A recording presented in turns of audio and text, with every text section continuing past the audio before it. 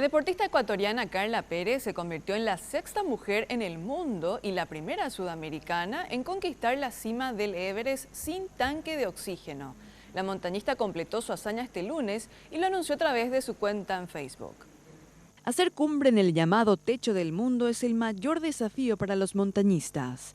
Es que en la delgada atmósfera de la punta del Everest, a 8.848 metros de altura, cada respiración provee menos de un tercio del oxígeno que al nivel del mar. La ecuatoriana Carla Pérez logró subir a la montaña más alta del planeta sin oxígeno embotellado este 23 de mayo.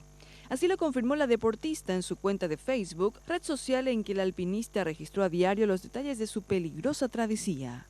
La montañista escaló el nevado acompañada de Esteban el Topo Mena, con quien además durante 40 días estuvo en 3 campamentos donde debieron aclimatarse y coordinar con su equipo las mejores condiciones del clima para el ascenso.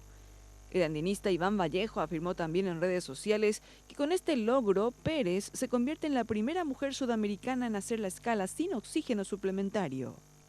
A 1 minuto de abordar el avión para irnos hasta el Everest sin oxígeno, full emoción, full nervios.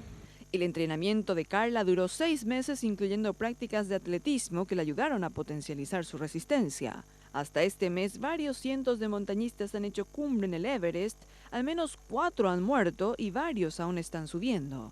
Son realmente muy pocos los que han alcanzado el pico sin máscaras de oxígeno.